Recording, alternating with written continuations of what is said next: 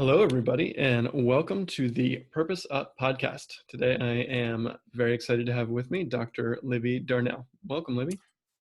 Oh, well, thank you so much for having me, Ben. I really appreciate it. All right. So today we are going to talk both about your backstory and about part of the service that you provide to others in terms of letting people know about the danger of EMFs. So I'm excited to dig into it. I'm curious. I am slightly skeptical, and I'm a believer as well. So I want to be converted so I can make everybody safe out there. There you go. So let's first start off and tell us a little bit about who you are, what you do, and how EMFs came into the scene. Oh, yeah. Well, and that's a great point, because it's not like you wake up one day and you're like, I wonder about electromagnetic frequencies. No, that's not how that works. So my husband and I are both chiropractors by trade, and we're in the Chicagoland area. And we hit the ground running when we opened up our office, and it was just, fast forward to today. Now we've got an integrated medical clinic, and life is great. In that mix, though, one day I woke up and I thought something is not quite right. And the days went on and like my energy just crashed. I'm this kind of high wired person. I'm really type A. My feet hit the ground in the morning and I'm like, bring the day on. And all of a sudden that just tanked. And as time went on, I was struggling just to get out of bed. I would go to work. I would feel like I couldn't articulate the words that I was, speaking to my patients. And it took me a while to figure out that I was really sensitive to electromagnetic frequencies. I knew nothing about that, and that's kind of how I got into this topic. Right. Now, the reason that I got so sensitive, essentially, is I was doing some testing with a biomeridian. And so for people that aren't sure what that device is, it's really cool. I still recommend it. I still have one. I just don't do the testing anymore, but it's a non-invasive way to test people for food sensitivities, chemical sensitivities, allergies, all that kind of thing. But I was doing it all day long, and that energy just got pent up inside of me and totally tanked me. So at that point, I looked at the worst it ever got. I looked at my husband and I said, I feel like I'm about to hear voices, like I will be committed. And had I not been in the natural healthcare world and had all these colleagues that could have, I called everybody I knew, and one person hit it on the head and they said, oh, you are totally sensitive to electromagnetic frequencies. And so I said, okay, I will take, when you're sick, and I'm sure a lot of your listeners are, can relate to this. When you're sick, you will give every dollar you have to get better. And that's what I did. I paid big bucks to have my home tested, to have my office tested. And I did everything that I needed to do to remediate that. A couple of those steps we'll be talking about today, because a lot of them are pretty cheap, easy to do. And it was like an overnight fix. It was just, I totally got my life back. So for people out there, though, when you're sensitive to this stuff, you can have massive headaches that come on for no reason. For me, it's energy. I will notice the second I'm around a new exposure, my energy is like, it's like being drained from a battery. But right. So I know there are a lot of people out there that deal with these issues and don't necessarily know where they're stemming from. And so that's why I mentioned that. But at the end of the day, electromagnetic frequencies are produced by electronic devices, and they have their own frequency. And you and I, Ben, have our own frequency. So every, plant, animal, every living thing vibrates. We've been doing that since existence. And then, here 100 years ago, we started this introduction of electricity. And there's a really cool book, if people want to dive into it. It's called Dirty Electricity. Okay. By Samuel Middleham. And it tracks our health as electricity was introduced. So we started in urban areas and kind of branched out to rural areas. And it's really, childhood leukemia rates came out of nowhere. That was almost non-existent, and that came out of nowhere. So for the skeptics out there, I've got a ton of research on my website. I've just overloaded people, essentially, so that they can show up and look at it and be like, oh my gosh, there's too much here. I don't want to read it. I guess I'll have to take her word for it. Right. Yeah. So, but we've been now exposed to these things, and it's really kind of creating chaos for people that are really sensitive to them. And realistically, I consider myself lucky, because when we have symptoms, you can do something about it. There are so many studies that link the electromagnetic frequencies to things like cancer incidents, and you don't feel that. There's you can't avoid it because you can't feel it. And so essentially that's what we're working with. Now, I think a lot of our most common exposures are so easy to eliminate. So for example, you and I are talking via computer right now, right? And I bet a lot of people that are I know. listening to Do I have to stop right now? no, Okay. no, because I guess we still have to share this message, don't we? Okay. But a lot of people are probably listening on their phones. All of these things have a form of EMFs to them. And so right now, just as a good example, so I'm on a laptop and my laptop is unplugged. The difference is using AC power versus your DC power. So in general, when you're on these devices, try to use them unplugged. And that's going to be a big key action step. Your phone, try to, if you're going to be on it, have it in airplane mode as much as you possibly can. That's like a real easy thing to do. And so if you swipe up, you just put it in airplane mode. There's so many people out there, especially teenagers, who are sleeping with their phones, right? And they're on, and they're by these little brains all night long. And that's just, it is devastating to me.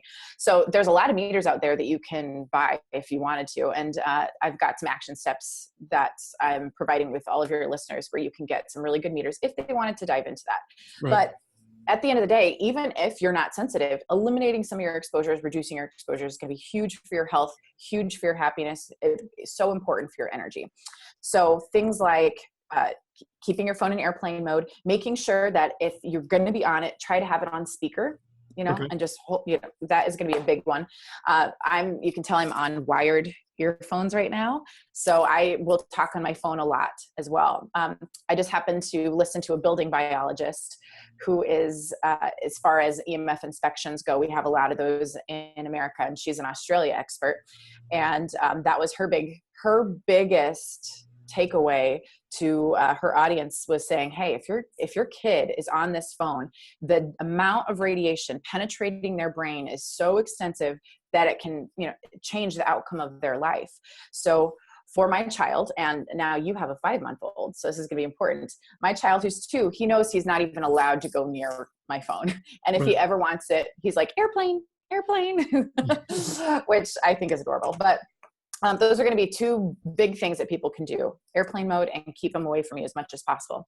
Now, for me, when I got really sick, my biggest culprit was dirty electricity. And so just to kind of give listeners a little bit of a background on what that is, you have wiring that runs through your home. Right. Now, in theory, the way that our grid system is supposed to work is that energy comes from the grid, it enters our home, powers our home, and returns to the grid. It's supposed to be a closed loop system. Now, that is not how our system is designed. So we're on something called the Y grid system. And instead, what happens is the energy comes from the grid, powers our home, and we don't have a thick enough neutral to return that energy to the grid system. So instead, what happens is we've got transient electricity. And just to make a long story short, we've got a rampant energy that comes out from the walls and is measurable. I mean, it's something that you can't deny because it's measurable. And instead of returning back to the grid, a lot of times it can travel through the earth. And our energy company has actually placed grounding rods to help the energy get back up and back to the power station. Now, when the health ramifications were first discovered, it was actually in farmland, because all of a sudden, where new grid popped up, farm animals would stop producing. Their milk would stop producing. They had rampant birth defects. And so a colleague of mine that I work with, he's an electrical engineer, he speaks all over on this topic, was called in to figure it out. And he could actually hook up voltage meters to these cows and measure the voltage running up one leg and down the other, which is just, it's crazy, but this is happening to us too. And so the really quick, easy fix for dirty electricity is first you just buy a meter to measure it, and then you can plug in filters that help harness it. So especially for somebody like you who lives in New York City, that is super important, because it is hard to be in an urban area and not be exposed to some of these things. From that standpoint, there's only so many things that we can control in our environment. And just like anything with health, you always tell people, hey, don't fall down this rabbit hole where you get so overwhelmed that you take no action on anything. Start really small. Might be sitting in a corner just rocking after you. Yeah, right? Yeah. And so with the action steps that you're going to be giving your listeners, there's so many small little action steps that you can take. So rather than getting totally overwhelmed, the whole point of us talking is to say, yes, there is a real problem, but yes, there are also real solutions. So we've talked about a couple of easy things. Another big source is some of our light bulbs. Okay. So I recently remodeled our office, and I mean, I had to spend extra money to not have the bad stuff put in. Isn't that crazy? But that's life. Like, you spend extra money on quality meat so that you don't get the antibiotics and the growth hormones. You're paying for what you're not consuming. And the same thing is true with EMFs. So CFLs, those compact fluorescent light bulbs, and for people that want to know what they look like, they're the swirly guys, right? So it's kind of becoming more apparent now that these are not so great for our health for a lot of different reasons. But those are the highest producers of electromagnetic frequencies. So I'm actually able to hook you up to a voltage meter, have you put your hand up toward it, and I can measure voltage running through your body. Isn't that just crazy? And when Thomas Edison invented his light bulb back in the day, he did it perfectly. There's 0 EMFs coming from that light bulb. So the biggest light bulbs, if people could go home, especially go to your kids' bedrooms, get rid of those complex fluorescent light bulbs. Those are just wreaking havoc. Especially think about if your child ever has trouble sleeping, because I've got some colleagues that's all they focus on is sleep issues with EMFs. I mean, you could make a living just focusing on that. So go home, unscrew those light bulbs, get rid of them, get plain old incandescent light bulbs or halogen bulbs. Those are the safest. So when I was going through this, I just went to Home Depot and bought out the store in incandescents, because I thought, okay, well, I'm fixing my house now. I have to go fix all my friends' homes and my family, but it has made such a big impact for so many of my clients. So and then, that's going to be not to mention my smart bulbs that I can command, that are connected via Wi-Fi. I'm assuming you're not good either. Yeah. Yes. And I had, when we moved into our home, right when I was getting sick, of course we remodeled our home and I made it a smart home. I mean, I loved that I could wake up in the middle of the night, take my phone that was connected to my Wi-Fi, turn up my thermostat because I was 1 degree too cold. I mean, come on, get out of bed and turn the thermostat down.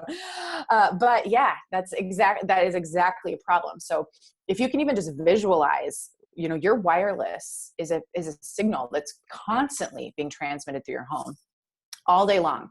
And studies have shown that it's not safe. I mean, this is not, it's not a theory. It's not just a good idea. So for people that really need Wi-Fi, what I recommend that you do, and what I did right away, is I bought a timer, an outlet timer. Just think about your Christmas lights. You put your Christmas lights on a timer to turn on in the morning and off at night, or however you want to do that. Right. It's the same thing. That's what you do with your wireless. So if you want to have it on during the day, fine. But the name of the game is you can't control school. You can't control your work environment.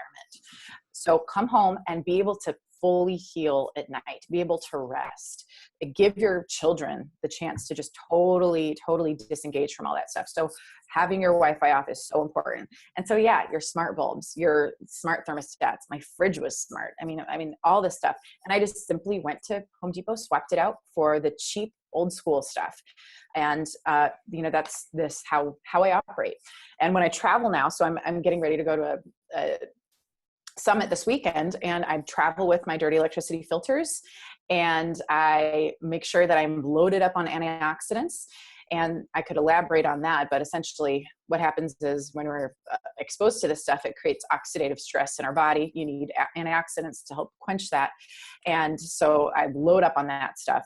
And then I make sure that my feet are connected to the ground when I travel too, just because you're connected, you have that electron transport, not to overwhelm you with that kind of information, but it's really important that when you're traveling, that you're being as safe as you possibly can. So when you talk about your feet to the ground, does that mean you're barefoot walking in grass? Yeah. Yes, exactly. Yeah. So some people call it grounding, some people call it earthing, however you want to refer to it. But that is a really, really good way to help decompress. So that's going to be huge. And then what are the filters that you bring with you? So those are my dirty electricity filters. And so that's where I've used a meter, I've measured where they need to go, and I just plug in a filter, and it takes care of the problem. Okay, so the wall outlets. Yes. And for example, the average home an average home might need 20 filters, and that's not always the case. My house, with how bad it was, needed 60 Okay. filters. But this is stuff that you can, I brought in an engineer to actually test it, and he had all this big high-tech equipment that of course now I own, but he had all this big high-tech equipment, and I thought, holy cow, well, I guess there's something to this, So what do Yeah. you say to people when they're like, this lady's off base, she should be wearing a tinfoil hat? How do you kind of stop the skeptics out there and help relay this reality? Because I don't have a doubt that the corporations don't Right. necessarily have our best interests at heart, but I imagine there's a lot of people that don't want to deal with this reality because it's inconvenient. And it is inconvenient. And that, yeah, absolutely. And I totally could empathize with that, because had I not gotten sick myself, I would be very hesitant to make changes. And, human nature is we don't like change. We just don't like it. So at the end of the day, I'm a big research person. If you can show me research that something is safe, I am all for it. If you can show me research that something has potential to cause health effects, that to me is a slam dunk. And there is so much research. So again, my website, which is revivedliving.com, I've loaded it up with tons of research. I've got a whole section on research, and then I've got links to where you can get all of the things that I use. A lot of it's really inexpensive, just to make your life easy. But at the end of the day, I don't want people to look back on their life and regret not having made change, whether it's from an electromagnetic frequency perspective, whether it's from how purposely they're living their life. That's the one fear that I have for people, is that we have regret.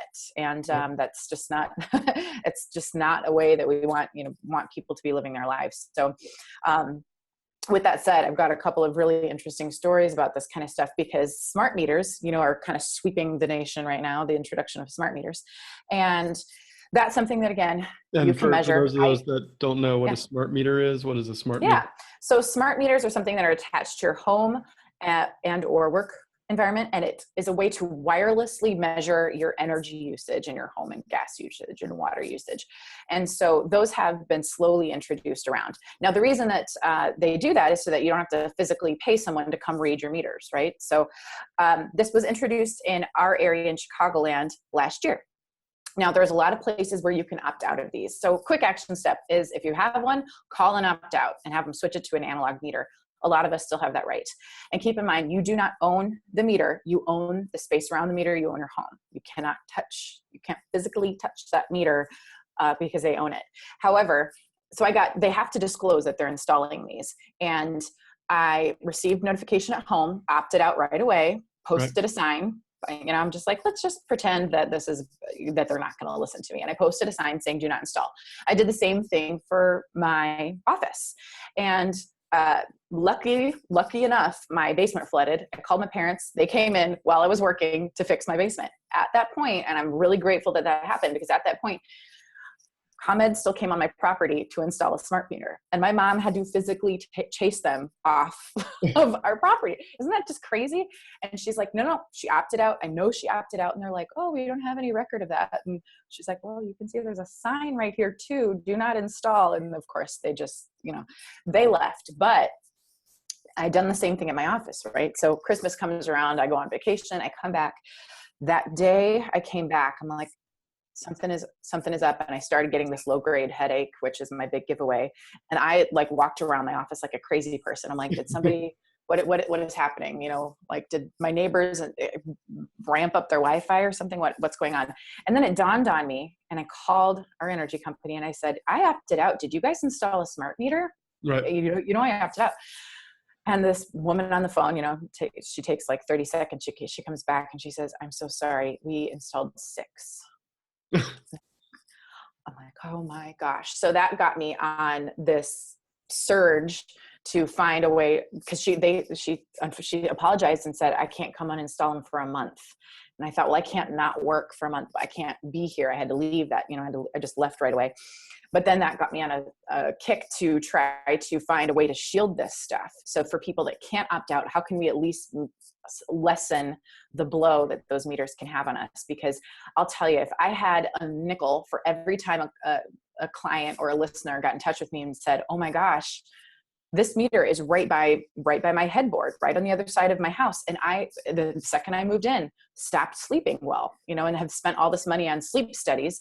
And it was that meter. Or people that have contacted me and said, I can't get pregnant the second I got rid of my smart meter, pregnant, and been struggling with miscarriages for years. So, so this is so real. So now I do have shielding material that was actually sourced out of Israel. And just for those skeptics out there that like to think that I'm a weirdo, it is like super thick tinfoil. So take that. But the nice thing is you can test it. You can show the frequency coming off that meter. Then you can install your shielding material and you can see that there's nothing. It's 1,000%, fixed. And the only issue with that is, again, you can't touch the meter, but now it's something that I do carry in my warehouse. So when people get it, I just send instructions with how to install it. And, it took me all of 45 seconds to put it up. So that's a really quick and easy way if you can't opt out to solve the problem. I had one client who I'd known for years, and this was from a chiropractic perspective. And I do a lot of functional coaching as well. She came in and she's this happy, bubbly person. I love her. And she came in flat out suicidal, like said that, and she's newly engaged. She has everything going for her. And she told me that she was suicidal and is just in tears. And it was an overnight change. And I thought, what is going on? And of course, from a functional health perspective, I'm thinking, okay, we can start testing and, look into X, Y, and Z. And I said, you know what, just before we put money toward testing, go home and see if a smart meter was installed. It's probably not, but go home and see. And sure enough, the day this happened, they'd installed her complex of smart meters right by her bed. I mean, the day that this happened, that's how it's almost crazy. But her symptoms were, she went suicidal and she had this throbbing in her hip and she had metal in her hip. So it's just really interesting, that this stuff happens like wildfire. So, but big key action steps, because I want to summarize some of the stuff that's really easy to do. Right. Swap out your light bulbs, use all your devices in airplane mode when you can, put your wireless on a timer, just make sure that your wireless is on a timer. I paid a guy to come in and rewire my TVs so that they weren't dependent on wireless. I mean, it took him a couple hours. That was what I had to pay to do that. It was not a huge expense to do. Mm-hmm. And from there, just make sure that you're getting in touch with the earth as much as possible. So I'm not sure how much you talk with your listeners about the power of, your mindset and everything. I imagine it is a ton, but there's such a big key to that meditation aspect. And, people have been going through for years talking about the scientific background behind meditation. And that is such a key part of it too, is that this energy that we're around all day long has a chance to actually leave us and let us be when we're in touch with the earth, which is such a cool thing. So yeah, that is the EMF side of things. Did I answer all your questions? Yeah. I mean, I'm curious with some of the research, kind of what are the most salient points that pop out when you kind of like look at the brain, for example, in terms of how it disrupts brain activity. And I'm curious also about sleep, because, every once in a while I wake up in the middle of the night. I don't know if it's EMFs or something else, but curious about kind of how they affect brain activity and then behavior in a little bit more detail. Yeah, absolutely. So what actual research can show us is the biggest keys with EMFs are it's highly connected to cancer. And so to quote Dave Setzer, who's the senior member of the IEEE, some big wig in the environmental energy side of things, he will say, okay, slam dunk, Wi-Fi can cause cancer long-term, but dirty electricity can do it almost overnight, but the reason that happens is because we've got, so if you take our bodies down to a cellular level, we've got 72 trillion cells in our body, right? And we've got all these healthy membranes. that are made up of healthy fats that surround those cells. So that's why, we always talk about nutrition as a huge key aspect to health. Well, what happens with EMFs is those frequencies can disrupt those membranes, can actually cause them to become leaky. So a lot of people are familiar with the term leaky gut. The same thing can happen to our cells. So unfortunately, my niece is a very large part of why I talk about this stuff. And she was diagnosed with cancer at 7 years old, and it was related to her brain. And so just like anybody else would do when this involves your family, you stop what you're doing, you find somebody who can help. We went to Dr. Raymond Hilu in Spain, and he does blood analysis, and he also does hyperthermia. He has got one of the only devices in the world that can do hyperthermia on the brain without damaging the surrounding brain tissue. Hyperthermia just means you're heating up those cancer cells to the point where they can't survive anymore without harming any living healthy tissue. So we go over there and we did some blood analysis. And when he put, like, for example, her brother's blood up, he's not sensitive to EMFs at all. He said the healthiest blood he'd seen in his career. And then here, when we put Kiana's blood up, and you can see it, he's got it on a big screen for you. You can see those cells, literally, they were just leaking. I mean, it's leaky. There's no membrane there anymore. So from a cellular level, that's how they're affecting us. And he looked at her and he said, this girl's sensitive to EMFs. And that's not his expertise. He just knew, doing this enough that's what was going on. So fast forward, we had her home tested and we had her classroom tested for EMFs. You should be on the safe side, and there's a bunch of different units involved. So to keep it simple, I'm just going to say units, but to keep a home safe, you should be under about 2,000 units. Right. Her bedroom, only room in the house, was at 40,000 units, and her classroom was at 62,000 units. Whoa. And unfortunately, they'd had a teacher in that classroom pass away. They'd had a teacher have a late term miscarriage, which that's not common. Unfortunately, early term miscarriages do happen, but she had late term miscarriage, and the woman in the adjacent room had breast cancer. Just all these things that shouldn't be going on. And that was a big reason, was the dirty electricity in her home was a big culprit of that. So that's why it's so, if people can just get their home tested, and again, you buy a meter, it's about $100. You can test to see, what's going on. But so unfortunately, she did pass away within 2 months. And probably, I'll forever be talking about this, but just because of that issue. But when you can physically see via testing these little cells that aren't surviving, what that looks like internally, we have something called mitochondria.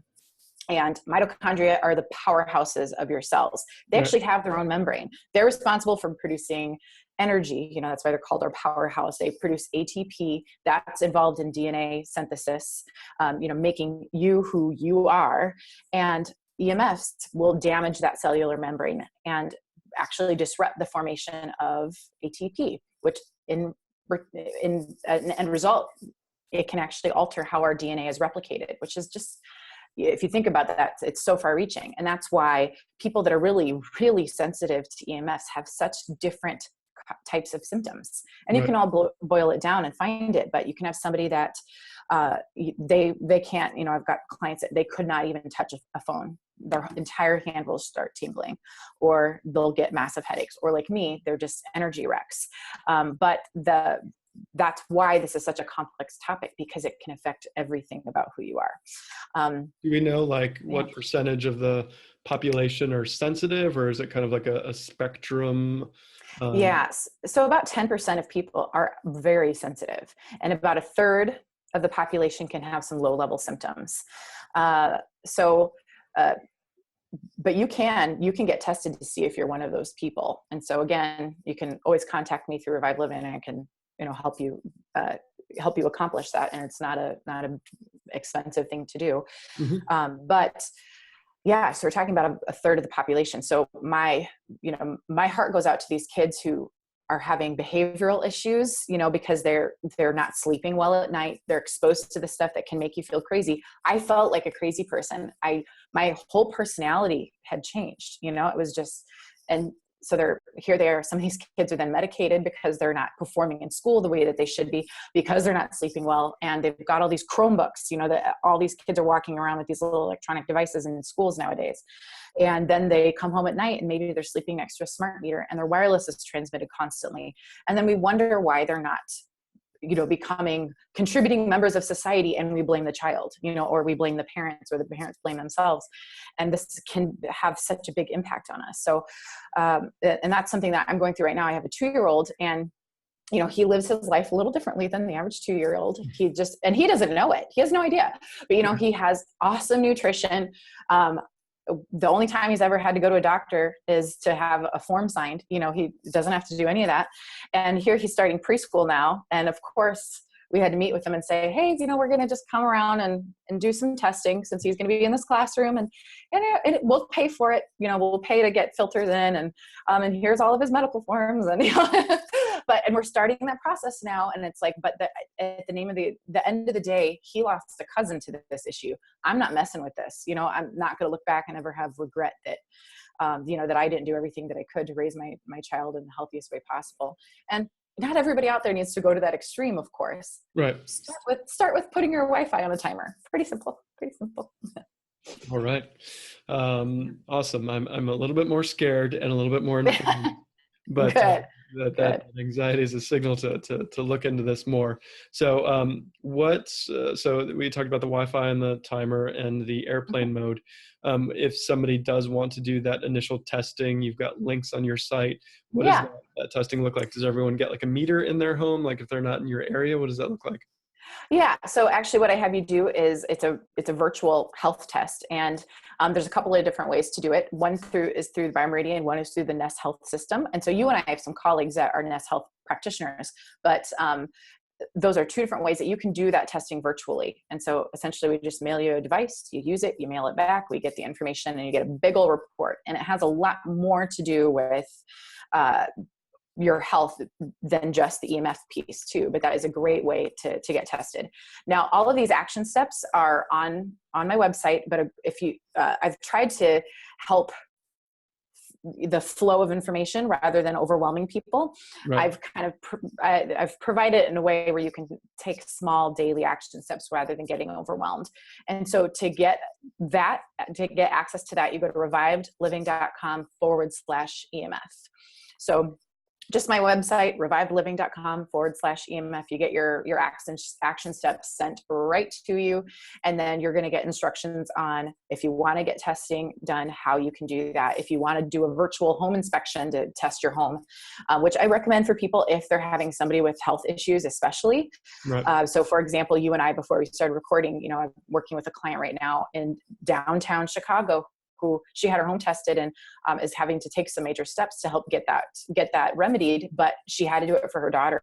And she's really grateful just to know one of the culprits of what was going on with her daughter's health.